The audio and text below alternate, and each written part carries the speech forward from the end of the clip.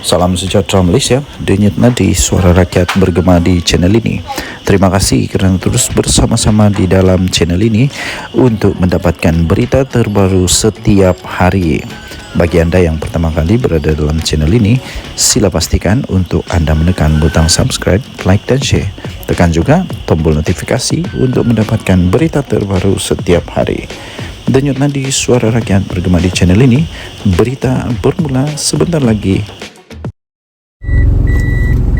Salam sejahtera Malaysia, denyut nadi suara rakyat terus bergema di channel ini. Okey, tuan-tuan dan puan-puan yang dihormati sekalian, SPRM belum selesai. Selagi masih banyak lagi jarung-jarung yang belum berjaya ditangkap, SPRM tidak akan berhenti sampailah negara kita aman dari rasuah. Kita doakanlah. Jadi terbaru ya tuan-tuan dan puan-puan, disahkan baru sebentar tadi berita ini, baru beberapa puluh menit yang tadi kita terima berita ini, yang terbaru maklumat ini. SPRM telah membekukan akaun milik Tan Sri. Seorang Tan Sri punya akaun dibekukan. Nangislah kali ini, nangis pun tiada gunalah. Dibekukan bernilai puluhan juta ringgit. Puluhan juta ringgit. Wah, sekarang dah hampir ada persepsi lah sekarang. Asal kau Tan Sri je jutawan. Adeh. Suruhanjaya Pencegahan Rasuah Malaysia SPRM disahkan, mengesahkan, membekukan beberapa akaun bank persendirian milik seorang ahli perniagaan.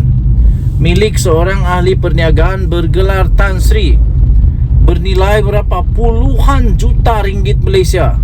Gila, ini memang betul-betul luar biasa nih.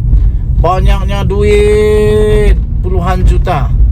Tapi itulah, tahniahlah diucapkan pada SPRM yang berjaya membuat perkara ini.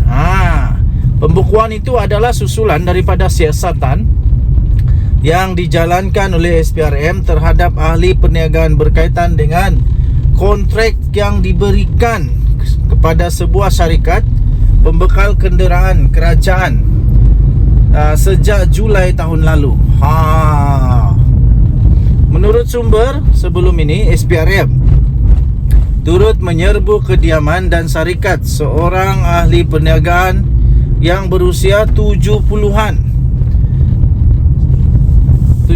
itu, serta memperoleh dokumen yang berkaitan dengan keuangan yang boleh membantu siasatan. Sumber berkata, SPRM juga merakam beberapa keterangan saksi yang penting, agensi kerajaan terbabit juga, dan juga individu yang daripada syarikat yang mendapat perolehan membekal serta menguruskan kenderaan kerajaan Malaysia. Sekali lagi tuan-tuan dan puan-puan, kalau tidak ada kes jangan takut. Tapi kalau memang ada sesuatu yang disembunyikan, memang patut takut.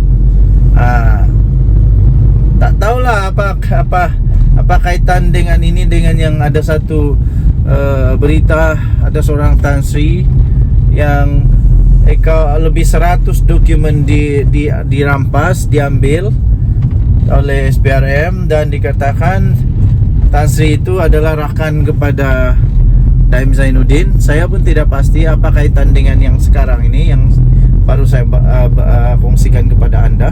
Tidak tahu apa kaitan. Tapi kalau betul ada kaitan, habislah.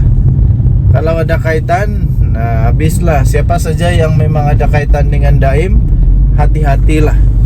Kalau kamu tiada salah, tak apa, jangan takut. Tapi kalau ada salah, memang perlu takut. Jangan pula lari. Okey, denyut nadi suara rakyat bergema di channel ini. Jangan lupa untuk tekan butang subscribe, like dan share. Malaysia kita punya, cintai Malaysiaku, kita jaga kita jumpa lagi, bye-bye. Salam sejahtera Malaysia. Setelah lama Wan Saiful berdiam diri.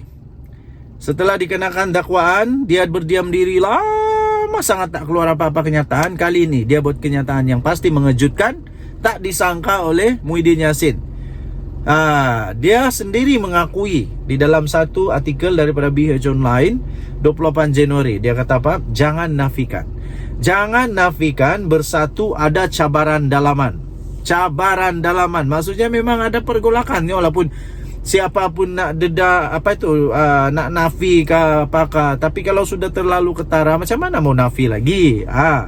Bersatu perlu untuk mengakui wujudnya cabaran dalaman parti hingga membawa kepada pengalihan sokongan secara beramai-ramai ahli parlimen mereka kepada pentadbiran kerajaan madani. Ahli Majlis Pimpinan Tertinggi MPT Bersatu, Datuk Wan Saiful Wanjan, berkata kepimpinan Bersatu wajar bermuhasabah dan melihat secara mendalam puncanya, katanya. Tambahnya, Bersatu jangan nafikan memang ada cabaran dalam pucuk pimpinan dan pucuk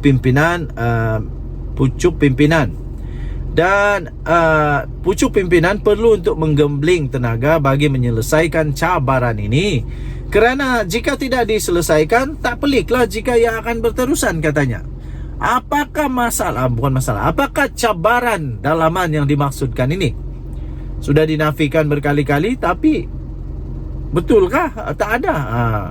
Tapi kalau sampai MPT sendiri yang mengaku ada memang cabaran dalaman, memang macam mana mau buktikan tiada lagi? Susah juga.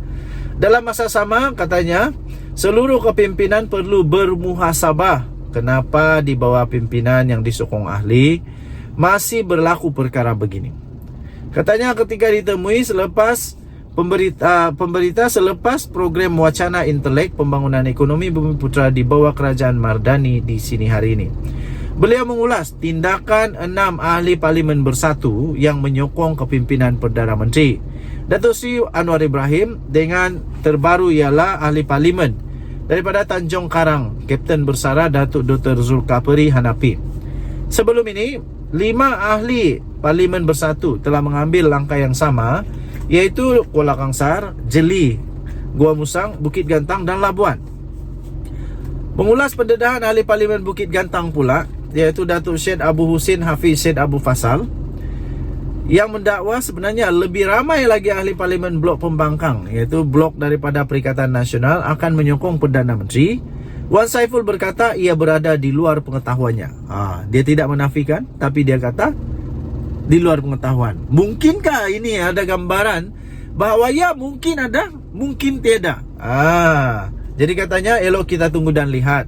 Saya tak rasa ahli parlimen Bukit Gantang ada maklumat penuh, melainkan dia jadi perancang semuanya. Wow, kena balik Setakat yang saya tahu, dia kata dia bukan juru rancangnya, dan saya tahu mana dia dapat maklumat berkenaan. Malam ini kita akan adakan mesyuarat dan bincangkan apa yang berlaku. Tengoklah reaksi Presiden, nanti bagaimana, katanya. Mengulas pandangan pelbagai pihak mengenai keperluan Muhyiddin untuk meletak jawatan selepas dikatakan wujud 2 kem Bersatu dengan ada yang mahukan Setiausaha Agung Datuk Seri Hamzah Zainuddin menerajui parti itu. Wan Saiful berkata soal itu berbangkit. Malah katanya sebelum ini Muhyiddin sendiri berhajat untuk melepaskan jawatan berkenaan. Nak cabar kepimpinan Presiden atau minta letak jawatan itu platform pada Perhimpunan Agung Parti. Dalam Perhimpunan Agung Bersatu yang lalu, semua sebuah alat suara mempertahankan Muhyiddin. Walaupun beliau berhajat melepaskan jawatan, ia ditolak dan itu menandakan sokongan yang diterima oleh Presiden, katanya. Menjawab isu wujud 2 kem dalam Bersatu, beliau berkata ia berkemungkinan timbul disebabkan berlaku perbezaan pandangan dalam pucuk pimpinan. Jadi katanya, saya tak tahu macam mana cerita ini timbul. Jawatan Setiausaha Agung pun dilantik Presiden, sebagaimana jawatan lain seperti Bendahari dan Ketua Penerangan. Saya tak nampak kemungkinan ada 2 kem. Mungkin ada berlaku perbezaan pandangan, katanya. Jadi katanya, setahu saya Bersatu sekarang bergerak sebagai satu pasukan, dan sememangnya wajar ada pandangan, berbagai pandangan, supaya hiduplah sedikit mesyuarat. Saya tak nampak ada yang tak sihat sedang berlaku, katanya. Okey, so tuan-tuan dan puan-puan yang dihormati sekalian, kita nantikan berita demi berita. Apa keputusan seterusnya? Saya fikir lama-kelamaan kabar angin selalu di Malaysia. Berita tentang politik bermula dengan kabar angin. Kabar angin. Last jadi kabar betul. Jadi adakah kabar angin ini akan berlaku juga betul-betul, iaitu Hamzah Zainuddin akan menggantikan Muhyiddin Yassin. Kemudian Azmin Ali pula uh, tidak bengam dengan Azmin Ali kah, macam manakah, kita tengoklah. Denyut Nadi Suara Rakyat bergema di channel ini. Bye bye.